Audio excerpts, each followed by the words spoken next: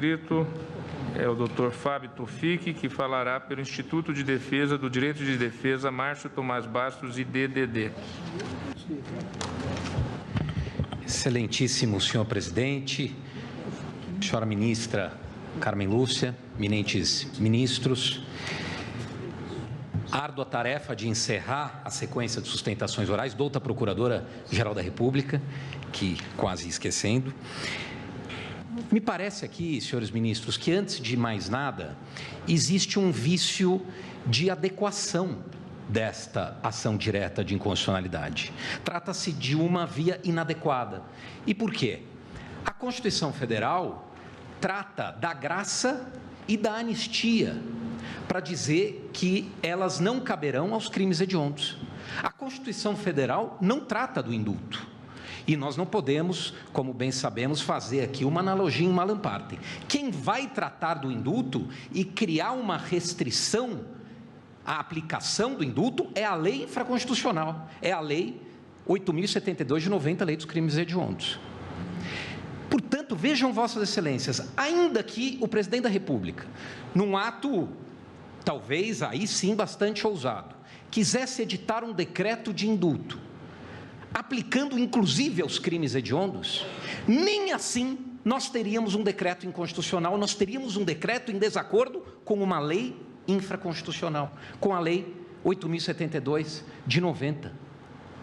Portanto, a questão aqui, ela não tem natureza constitucional e ela não poderia, data máxima vênia do entendimento do Ministério Público, estar sendo veiculada mediante uma ação direta de inconstitucionalidade. É verdade que o Ministério Público buscou sustentar essa ADIM com base em princípios abstratos, princípio da proporcionalidade, princípio da individualização da pena e princípio da separação dos poderes. Mas nem assim a ADIM consegue melhor sorte. E por quê? Primeiro, porque o princípio da proporcionalidade, eu aqui para não fazer lucubrações jurídicas profundas que o tempo não me permitiria e minha capacidade intelectual talvez também não, mas ficando apenas com a questão semântica, Caldas Aulet diz que desproporcional é aquilo que é desigual, é assimétrico. Eu só posso afirmar a desproporcionalidade de alguma coisa comparando-a com outra. Por exemplo, o artigo 273 do Código Penal, que previa aquela pena mínima, prevê ainda de 10 anos. É evidente que eu comparando ele com, por exemplo, o homicídio, que a pena mínima é 6, é desproporcional. Mas eu preciso comparar com alguma coisa. Com o que se compara o artigo do 1/5 de pena para dizer que ele é desproporcional? Por que ele seria desproporcional? Ele segue, inclusive, um parâmetro e um padrão de escala de valores do Código Penal. Ele usa a expressão sem violência ou grave ameaça. Essa expressão não surgiu da cabeça do presidente da República.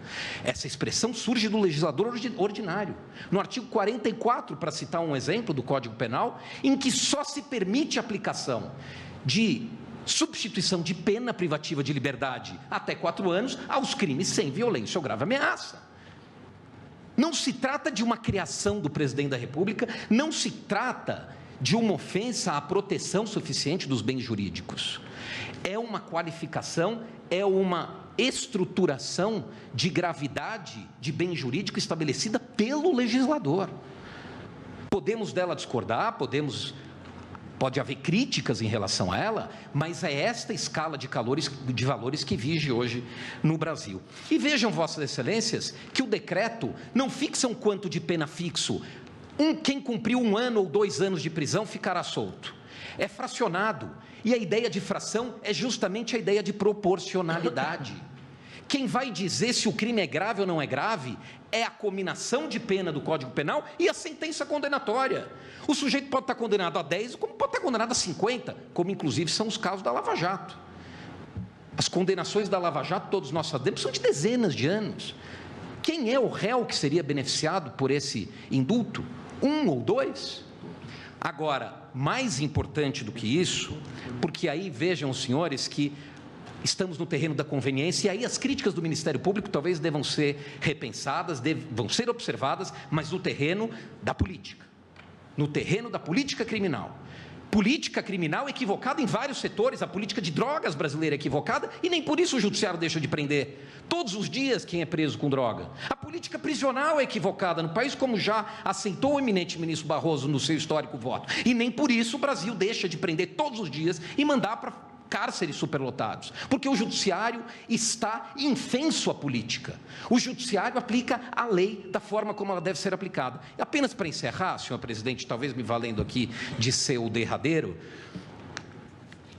esse decreto, ele tem uma função que talvez tenha passado despercebida. É o tráfico privilegiado. O tráfico privilegiado que vossas excelências já entenderam que não é hediondo e que, portanto, não é cabível ao regime fechado, continua sendo objeto de encarceramento nos estados. Os ministros do STJ, semana passada, foram ao Tribunal de Justiça de São Paulo, ministro Celso de Mello, pedir encarecidamente ao Tribunal de Justiça que passe a aplicar o entendimento, porque essas pessoas estão ficando presas e até chegarem no Supremo ou no STJ já cumpriram a pena. Sem violência ou grave ameaça. Esse decreto resolve esse problema. Ele é um contrapeso a uma injustiça que o judiciário não está dando conta de resolver. Portanto, é possível discutir inúmeras questões relativas e atinentes à política criminal adotada, mas não se pode discutir a independência e o poder do presidente da República para editar esse decreto. Muito obrigado, senhor presidente.